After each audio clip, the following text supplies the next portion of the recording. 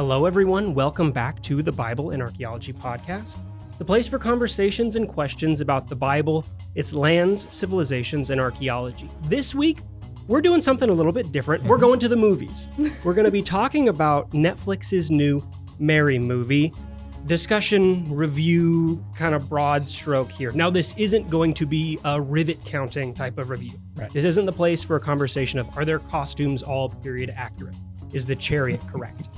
We want to focus more on what the movie wants to do. What are some things that it does well as it tries to accomplish that? And what are some things it could have done better in trying to accomplish what it wants to accomplish? I'm joined by Mary Kate and Dr. Bob Cargill as we go through this.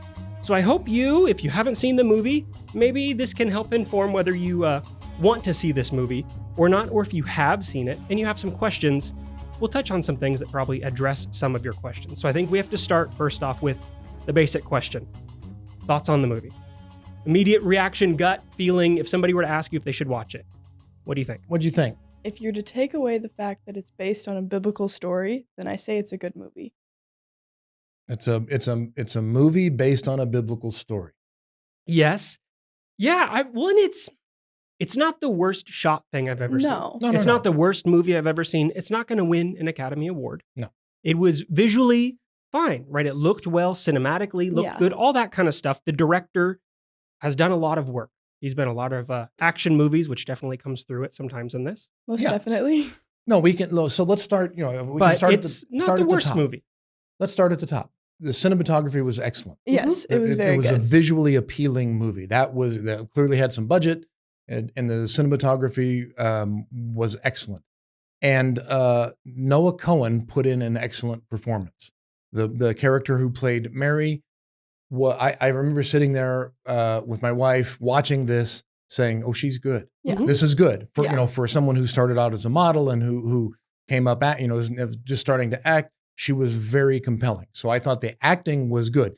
Ito Taco did a great job as Joseph, and they were compelling characters. And of course, Sir Anthony Hopkins as Herod the Great at first threw me off. The very first scene where he comes out and again, Hannibal Lecter, sure, evil guy, I can see that. But as Herod the Great, I was like, I don't know. But as the movie progressed and I saw him becoming Herod, the way that he was portraying him as a man, as an elderly paranoid king descending into senility, I was like, oh, that's good. I see what he's doing with that. He's unpredictable. Everybody's terrified of this guy, and yet he's walking around smiling. Oh yeah, that's what we're gonna do. So he's terrifying. Yeah. So the acting, good. Yeah. The issue I have, and then again, I have difficulty criticizing television movies as someone who, tangentially works in this industry. There are things it could have done better.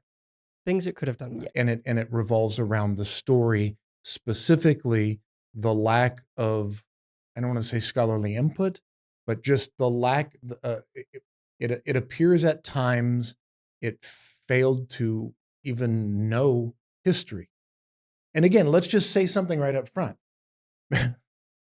There's not a lot of history when it comes to Mary and Jesus and Joseph. We have the Bible, and we don't have a lot of archaeology. Correct. So it is a lot based on legends, and it is fully acknowledged. But you at least got to follow along with the history that we do have. And when you go against the history when you just ignore the history that we do have, people are going to start saying, all right, so.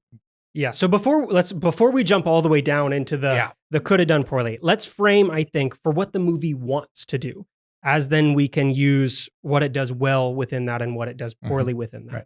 The director has, in interviews, said that what they wanted to do was cast Mary in a new light, to present Mary in a beautiful way, in a way that a younger audience could see her and relate to her. And so I think they definitely did that. Okay, that was going to be the question. Like, do you think they accomplished that? If that's what the director's purpose is of having this as a young girl who had to make sacrifices and struggle and deal with things. I mean, it was carried through just from the beginning with the opening scene, her saying, "You don't know my story."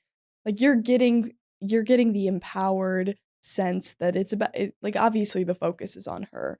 but you're getting a different view that she's gone through hardships, and you don't get that focus. You get more of the patronized version of Mary.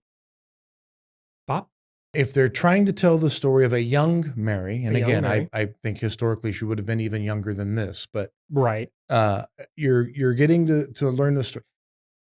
I think they're doing that. You're getting to see the story through Mary's eyes, which is nice.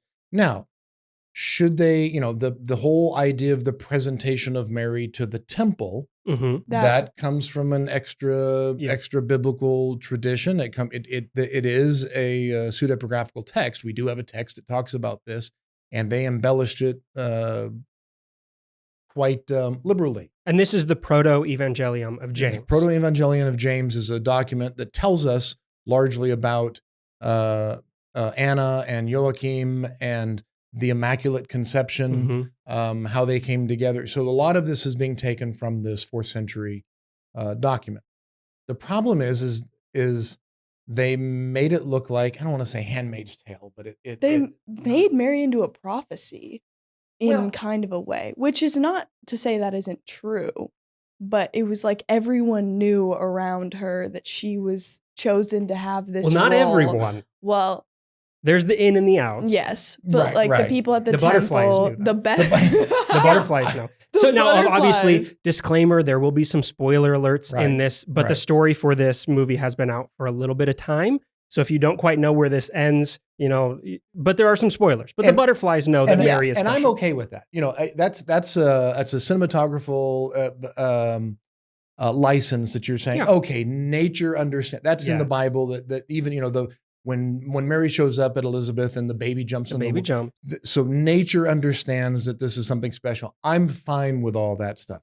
The issue that I have is that who's this Marcellus character shows up. Marcellus, this is Herod's guard, who's a very big role, narrative role throughout this movie. And he says, "What power do you have?" And he's such a classic antagonist.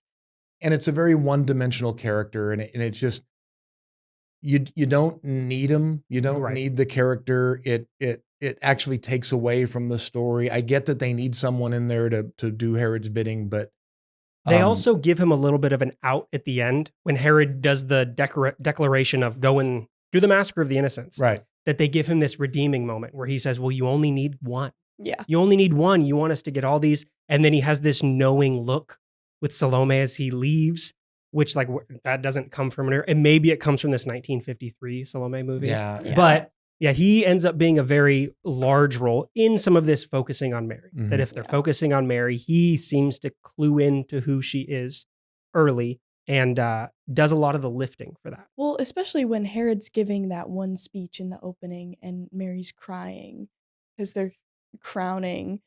It's such the focus on Mary, obviously, again, but it's like, oh, we all know. Or not everyone, but Herod has this vision of Herod's the crucifixion. Visions. Yeah. So what do you mean Herod has a vision of the crucifixion? He has two different visions. Again, when I talk about the story and the writing, again, Herod refers to it as the second temple. If you go back and listen to that speech, he goes, this second temple. And I was like, no king is going to refer to it as the second temple. It's the temple. Well, they were trying He's expanding the temple. They were trying to throw in some of those historical aspects, like calling Herod, you're not even Jewish, or you, Mariamne, you gave me a beautiful line of Hasmonean children. Mm-hmm. That line made me laugh a little bit. So the expository aspects were there. They weren't in your face, but they were there.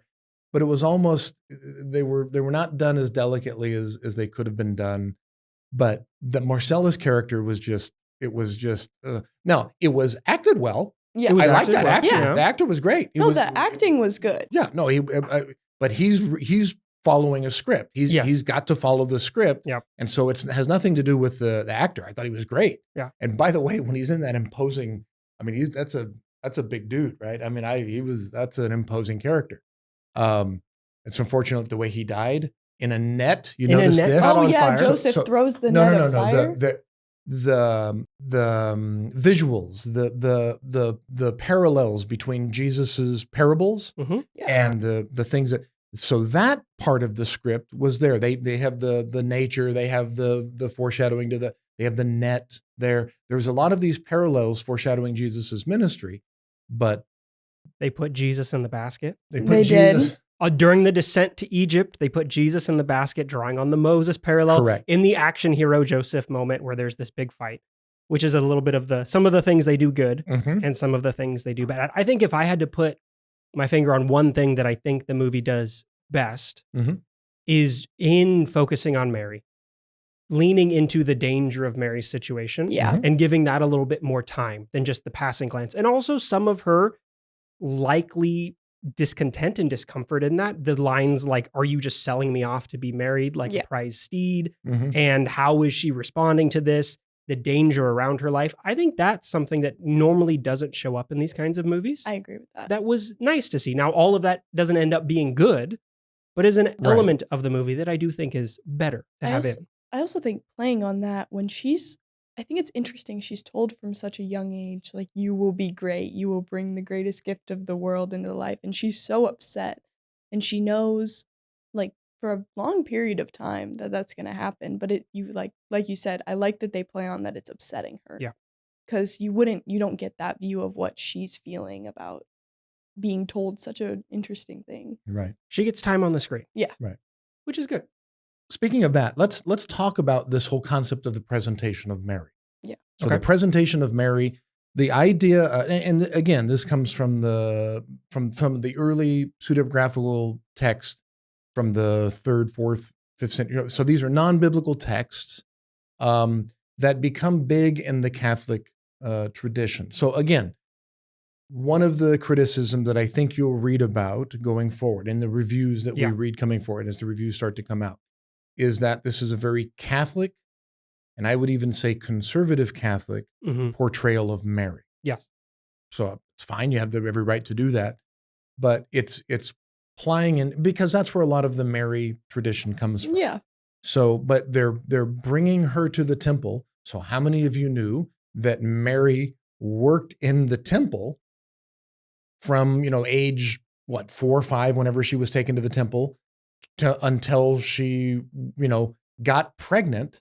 Oh, by the way, I never thought to think of Mary being pregnant while working in the temple. First of all, I never thought of Anna as being a lifelong, nun, essentially working in the temple. This is Anna from Luke 2. From Luke 2, right? And Zechariah, who come down and get to meet the Messiah, and they've waited all their lives for this. Yeah. But did you know that she actually worked and served in the temple for 43 years? She's the prophetess in the temple. I was not aware of this. I was not aware of this either. That the Jewish temple had this. And this is something that is part of the creation of the writer.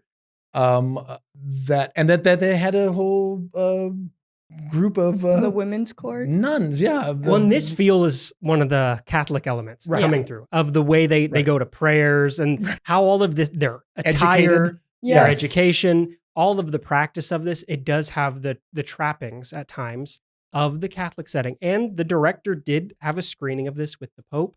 So this movie is very grounded within that tradition. And admittedly so, it doesn't try to shy away from that. So this is something the director is upfront with saying, this is my tradition, this is the reading that this is taken. Right. And that explains some of the fancy hats. Some of the fancy hats, some of the attire. Awesome. Yeah, those were some lofty hats. Yeah. But again, the cinematography of it was great. But as a scholar, and again, I was trying to look into see who was the scholarly contributors, who were the consultants that they were. And I didn't see it at the end there. I was trying to find a list of because a lot of the shows that I participate in, I'm not the only, not only am I on screen, but I'm also a scholarly consultant on it. And I'm not the only one. There's several scholars that are actually helping to work the script, basically to make sure that there's none of these historical inaccuracies. Yeah. And if there is a historical liberty taken, it's taken where the text is silent. It's certainly not contradicting something that we have historically written. Like, did you know that Herod the Great stabbed Mariamne and that's how she died? This is some of the what could it have done better? Let's jump into what could it. We've done That's our a very pieces, polite way of saying we've that. done our pieces of what has it done well? What could the movie have done better? I think that's one of the glaring moments of how could it have done some things better in the way it's presenting material that we have in Josephus with how Herod is dealing with some of his family. So Bob, What's supposed to be happening there, according to Josephus, which is always an asterisk? Yeah, and this is one of the issues with Josephus, the Roman Jewish historian. We were just at SBL and we were walking down the street and we bumped into Daniel Boyarin, right? The professor, famed professor, who said he was writing work on Josephus. Yeah. And one of these things that he says about Josephus is Josephus doesn't get enough credit for his accuracy. We always talk about how Josephus exaggerates numbers and things like that. But Josephus may have been more accurate than a lot of people give him credit for. I mean, one of the things that I think Josephus does well is he portrays the paranoia. He portrays how awful of a person Herod the Great was, and goes out of his way to point out all of these horrible things that Herod the Great does. And one of the things that he details is Mariamne, this rivalry between Mariamne, Herod's Hasmonean wife, whom he married to kind of make his reign look more legitimate. He's essentially marrying into the Hasmonean line of kings. Well, they did include that. And they did. They put that in there. But also Salome, right? So he's got his sister, and they don't like each other. And so they're always plotting against each other. And according to Josephus, Salome is, basically saying that Mariamne is conspiring against her brother, Herod the Great, to kill him. And so you have this great story about Herod goes to visit Caesar, and he takes Salome and puts her in Masada with her retinue, right? And he takes Mariamne and puts her at I think Alexandrium or at one of the other fortresses. One of the other fortresses. And he gives instructions to one of his guards: if I die, kill her. And then he finally tells her, yeah, this is what I'm supposed to do if you die. She hates Herod the Great. She hates her husband. And then Salome exploits this to have her put up on charges of treason, right, against the king. And Herod the Great, as much as he loves her, has her tried for treason and executed. So it's a lengthy process. It's an involved process. What we get in the Mary movie is he just stabs her. Herod just stabs her himself. Right after Aristobulus died. Right after he does have also by stabbing. Yeah. Right, he does have Aristobulus killed. There are different creative ways to do this, and usually Herod the Great has someone else do it. So, but did you know that Herod the Great just stabbed his wife and left her on the floor? No. And this is what I mean about the difference between taking artistic liberties when the text is silent.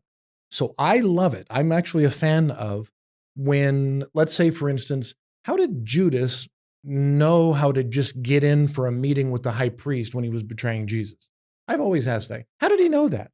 The text doesn't say. So as a creative person, you can write a backstory, or you can do something that shows how Judas may have known the high priest. Yeah. That's taking a liberty where the text is silent, where the Bible is silent. But when you take artistic liberties that directly contradict history, it's not the Bible it's contradicting Joseph, it's contradicting the process, right? Then it's like the scholars are going to start saying, wait a minute, it's not that you're just taking liberties, you're contradicting known history, taught history. Yeah. And when the scholars start saying, come on, and they start teaching that in the classroom, then now you're going to start getting some very, very negative. If that's wrong, what else is wrong? What else is wrong? Hey, Jordan here. I wanted to let you in on some information that I think you, as a listener of this podcast, might be interested in. We're about to release our first online course. It's called Cities of the Bible and is based on Dr. Cargill's book, The Cities That Built the Bible. In this online course, Bob will walk you through some of the cities that played a role in shaping the Bible we have today. Cities like Rome, Alexandria, Jerusalem, Qumran, Babylon, and more. This class will be available for anyone through the shop on our Patreon page. The link to our Patreon is down in the description if you're interested in taking a look now. But as soon as it's available, you can be sure we'll tell you about it here on the Bible and Archaeology podcast. But for now, let's get back to the podcast. What I thought was interesting about Mariamne is we're told that she's preserved in honey. Her body is. So I thought later in the movie when Herod's just having his delusions, talking at the table, and he's like seeing Mariamne, I thought it was going to cut to her body being preserved. but They could have, but they lean into the madness Yeah. side, which Right. is something we get in Josephus, Yes. where Herod has these visions across the table talking to his now dead wife, which on the one hand, leans into some of that tradition. I also think, maybe without fully thinking about it, for me, they also have Herod have these visions of Mary, where Herod sees potentially the crucifixion of Jesus and the crown of thorns, and Herod sees these things about he sees Mary and Joseph at the end coming back. He sees her at the end. But we also have Herod having these other visions that are supposed to be a part of his descent into madness. Mhm. So we're supposed to put some of these into the madness and some of these into reality. The Mary Right. ones aren't a part of his madness visions. The Mariamne ones are. Although if we're saying that Herod is having these visions that are a part of his non-reality, why are we creating this distinction? They're leaning into you just wanting to side with some of this, which is one of the things for me that I think it does poorly, is it assumes you know the story, and it doesn't disclose some things and just wants you to fill those gaps in or to side with it one way or another. Well, that's like that with just the little facts just thrown out there. Like, it's assuming you know this and you might have heard this and just pick it up and just go, okay, Yeah, that sounds good. This is another issue that I had with the way that it was written, and that is oftentimes when a story is being told in a movie or a book or whatever, there's some kind of indicator to say this was a vision or this was a dream or this was some kind of nightmare and this was reality. Or there's something done in the text to indicate you're not supposed to know whether or not this was a dream. You know, the top keeps spinning or, you know, whatever at the end of Inception. Okay. Okay. So, right. This is that. So there's usually a device that either tells you it's a dream or not, or a vision or not. You wake up, oh, it was a dream. Right. Or you're not supposed to know. Mm-hmm. Too often, a couple of times in Mary, there was something that looked like it was a dream, and then they cut to the next scene, and you don't know whether it was a dream or not. The one I'm specifically referring to, well, no, the one is when Lucifer, and we got to talk about is the presence carrying of Mary? Lucifer, is carrying Mary, and he's like it's like a land speeder above his hands there, right? Just when floating. Joseph kills Lucifer. This is what I'm saying. And he grabs his sword out of a Roman Yeah. soldier's scabbard, which is immediate death to Joseph if it's reality, right? Yeah. And he's going to get away and he's going to stab Lucifer, Problem solved. right? So now Lucifer's dead. Yeah. And they wake up in the morning and it's Joseph and Mary and Her family, and she's ready to give birth. she's ready to give birth. Yeah. But nothing happened to. So was that all a dream? Are we supposed to ask this question if is it a dream? Does the director, does the writer, do they want us talking about that? Was that real? Right? When Lucifer first showed up In the temple. I was confused. Yeah. Because I didn't realize who it was at first, Yeah. in all honesty. And he's obviously, you get after a few seconds of him talking, he's trying to do the temptation thing. He's trying to stray this good girl away from. You get the her sound of path. a snake in the background, and you get flies buzzing around him. Yeah, there's always flies. I mean, Anytime you knew it was going to be Lucifer, it was a fly. I mean, he's a very creepy character. It gets under your skin. At least it got under mine. Well, when they first showed up to her in the temple and he stood in front of her and he starts tempting her. Trying to seduce her. Right. Yeah. Right. So I was confused where it was going because I didn't know it was Lucifer. Right. So I thought it was an acknowledgement of, hey, there are bad priests. Yeah. But here it's a Jewish priest. Yeah. So I thought maybe they were going for, hey, we're not the only ones with bad priests here. Remember, because they're no, I'm well, serious. they do have that. They do acknowledge that. Well, some of the priests don't recognize her, and so then they are the brat. Correct. But but this is another line that I think is going to be criticized within the film, and that is the portrayal of those who see Mary ahead of time as something special, a vessel. Yeah. And again, a woman is the vessel, the mother, and we can debate that and women's roles, but that's the way that she's portrayed in the tradition. Yeah. Versus those who don't, and those who don't are not just portrayed as evil, but they're actually speaking Hebrew. Yeah. If you listen carefully, the ones, anytime that you hear the Hebrew language spoken, there's one time where they're saying it in celebration of a wedding. Okay, so that's a traditional Hebrew thing. But when they're yelling, stone her, which was another problematic scene. they're doing it in Hebrew, Yeah. right? Yeah. So their use of the Jewish law, And when they write in her house, that's correct, in Hebrew correct. as well. So Judaism, Jewish law, Hebrew is portrayed as something evil, Yeah. which you could argue is consistent with the way the New Testament treats Yeah. treats Judaism, or at least in certain Gospels.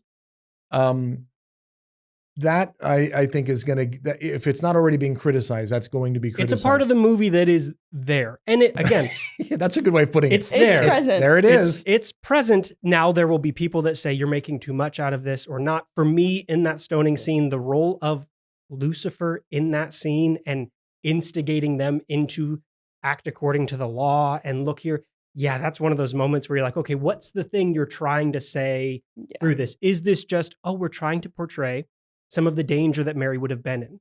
Or is this about something different that is these other potential arguments that are creeping through, whether that's the thing they really meant to portray or they're drawing on parts of a tradition that has historically had this in it, is something you have to sift through as you watch this. I must say I wasn't a fan. Again, the acting and the cinematography of this scene was excellent. I thought that the acting of the scene where they're hunting down Mary and they're going to drag her out and stone her to death, and Joseph comes to her defense and rescue. The way it was acted, the way it was filmed, excellent. To the technical people working on the film, great job, right? But the fact that that's the way that the story was written, the Bible's pretty clear about. He wanted to, it says first, he wants to put her quietly so that there's no shame brought to her. That's pretty clear in the Bible. Well, they play on the shame aspect, but Joseph is never embracing it, which is a discrepancy. Yeah. And he doesn't need the angel to show up to him. He doesn't have the although angel he appearance. does. He has him show up to him at the river. Yeah. But in embracing Mary and Mary's pregnancy, that's just something that Joseph comes to. Yeah, he's just an overall great guy. Right. No, and I like him. And again, well acted, but the way that it was written, and that she is now being disgraced publicly, and he comes to her defense and hero Joseph. Right. Action hero Joseph. It's exactly right. So then he takes her back, and he's got to rescue her from these people who are trying to kill her. Not only is that not the way the Bible portrays it, I don't think that's the way it was portrayed in antiquity. I think the betrothed husband has the power there. And he said, no, get away. It's not an angry mob dragging a woman who is accused of into the street, and they get to yell, in Hebrew, stone. I hate the anti-Semitic gets thrown around way too much, right? So that gets overused. But that starts treading on. This is in those questions of how does this lean? Correct. The ones who know and don't know, the good priests and the bad priests. Right. The use of some of this material starts to dabble in where does this fall in this? And I think, again, leaning into what do you know and don't you know? What tradition are you coming from will lead to a different reading on that as either standing out as something that is problematic and troublesome, or as something that you gloss right past and you don't see. Right. I don't think it's right to call it anti-Semitic. I think that gets overused. I think Christian exceptionalism. I think a misunderstanding of ancient Judaism. I think poor scholarship in the creative process. I think a poor understanding of ancient Judaism would be a better way of saying it. They're not hating Jews. I just think they didn't accurately portray the process in antiquity. It's one of the things that I think they could have certainly done better. Right. That touches up to some of the stuff that I think they did well in trying to focus on Mary and the precarious position she's in, but then also leans into something that was not the best part of the movie. Another thing I think for me that was a moment of unclarity is regarding the priest or sage that is loosely identified. This is Baba Ben Buta, the one that gets blinded. That this is a tradition that you may be thinking, I don't remember that from the Bible. And if you know your Josephus, you don't know this from Josephus. This comes from the Talmud. And this is a tradition within the Talmud that Herod does blind him with porcupine quills. Mm-hmm. So they're drawing on that. But again, if you know that tradition, okay, I can see where this came from. Mhm. If you don't, you're sitting there going, is this the high priest? Is this some general priest? Did the high priest get blinded and got to stay on as high priest? How is this working? Because that wouldn't work. Which is another problem, right? You One got of to the stay. reasons when Hyrcanus and Aristobulus are fighting one another, one of the reason he slices his ear off You're is out. exactly as soon as you are physically dismembered, as soon as you have some kind of physical ailment, something permanent, right? You are no longer qualified to be high priest. So if logic would follow, if Herod the Great blinds the high priest and the high priest is now blind, he is no longer qualified to be high priest and he's out. Well, I don't know if they're casting him as the high priest because he's supposed to be a sage. But he's right And- there all the time. Yeah, his role is unclear. Yeah. And why that becomes the bigger part, he gets connected with Herod building the temple to Right. make up for his sins. Right. So I think that's why he brings him in. But it does feel a little bit of this odd when you're reaching for traditions and not fully disclosing what Mhm. traditions you're using or leaning into all of what those traditions have to say about those people. Right. It does become unclear Right. with what are you doing? How are you doing it? Why are you doing it? One thing I think we haven't talked about is the two gospel narratives, the birth narratives, just blended quite together in the ending. Yeah. I mean, they play a role throughout the whole movie, obviously, but when I was watching it and they were coming to Bethlehem, I was like, oh, they're not coming for a census. Oh, then the census appears. Right. Oh, but everyone's there because of the birth of the Messiah. And then they're fleeing to Egypt, but then they're coming back because they have to go to the temple. It was really prominent to me in the end that both gospels were getting a lot of playtime. And they were, again, with respect, to be fair, if you're a Letterkenny fan, it was highly convoluted, if I can say it this way. I get that. So for those of you who are regular subscribers to the show, we've done videos on that the birth narrative in Luke is different from the birth narrative in Matthew. For Yeah. instance, in Matthew, they already live in Bethlehem and Jesus is born at home, and then they flee to Egypt and then they move to Nazareth. Whereas in Luke, they live in Nazareth. They are brought down through this device of a census from Quirinius, not from Herod the Great, but from Quirinius, right? Who didn't actually live at the same time, rule at the same time as Herod the Great, but that's another video. Came down, had the baby in a stable, in a manger, and then they go back up to. Okay, so there's two different birth narratives.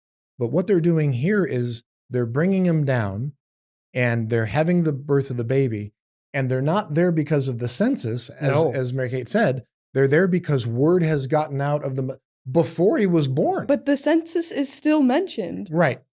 But we do have, you can make an argument that word got out in the Gospel of Luke because of the shepherds. Right. That the word got out about the Messiah, but not before. Although the birth. shepherds go to snitch to Herod in this movie. And it's only one. And the Magi are present at the birth. Although there's a crowd at the birth, so maybe there are some shepherds there. But they lean into something they different go and there too. snitch. For some reason, they know about the prophecy as well. So there's this tradition that the prophecy was coming. Then they realize they've got to get out of town and go to Egypt. So now they're following Matthew. Yes.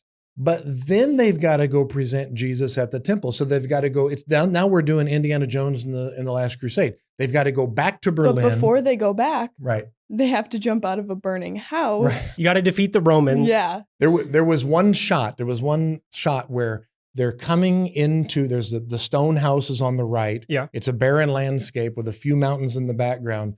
There's a horse and a wagon coming in. Felt like the and I was Wild like, West. and I think it said like. I forget what the city was, but there was a city, and I was like, yeah, this is Arizona. This isn't. This is a Western. This is the Wild West. Yeah, this has now become a Western. And so they're going in. It's not a shootout. It's a stab out. It's a stab out. So it's stabby, stab in the thing there. And now they're going to have a fire, and they got to jump off the building into the wagon, unhook the wagon, and go off on horseback. It became a Western there for a little while. Spaghetti nativity. Yeah. So, and again, it was beautifully shot for the people following the script. Again, the cinematographer, the actors, the stunts were great. Everybody involved in the shot executed that story well. They did a great job. My question is, again, I've made the Indiana Jones comment. They got to go back to Berlin, back to the belly of the beast. They've got to go back to the temple to present. Yes. And then, of course, there you Well, get she's Anna like, and Zechariah. Stop. We have to go back. Right. And it's like, yeah, no. That's not what they had to get out of Dodge because, literally, make another Western. They got to get out of there because they're coming. Yeah. And then this Well, they're being concept of- chased by the Romans the entire time. Well, and they bring back all of these babies. Yeah, Herod Oh. brings back a room full of babies to question, which is his the capstone descent, because this is then when the court leaves and they're laughing at him Yeah. and look, Herod has fallen down and we don't trust him. And we didn't kill them all. We brought some back because Herod said, kill all of them except the one. And they're like, well, we don't know which ones we brought. So they brought them all back. But again, so there's already, and again, for those of you who watch the show, there's already an issue about the historicity of the massacre of the innocents. Yep. And the problem is, it's completely in line with what Herod the Great would do. He's paranoid. He kills at will. So it's something that he would do. It fits his character, but Josephus doesn't mention it. And Josephus likes to tell every sordid detail of Herod the Great's life. Yes. So we don't have any evidence for it. We don't have any historical mention of it, except for in the Bible. And then if you're going to retell that story, you at least need to follow what the Bible says. And the Bible doesn't have them bringing all of the baby. Who did they kill? They and killed so all the infants 2 and under, and then the newborns they kept. Except all of the newborns. So, and I don't remember Herod ever saying 2 years and under in the movie. I listened to it again. I didn't remember saying 2 and under. Maybe they did. Maybe I missed it. Maybe I made that up. So who did they kill?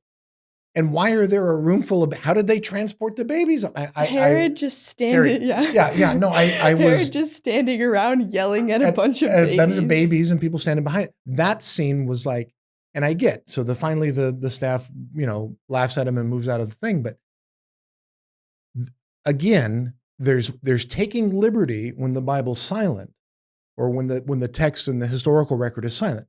I like it when creative. Some people don't like that. Just stick to the Bible, tell the Bible story. It's like a nativity play. Just illustrate what the text says. I like it when creative artists come up with credible backstories when the text is silent. So, how did you put this together? I like that. What I don't like is when there's not a lot of details, but the details we have, you just contradict. Yeah.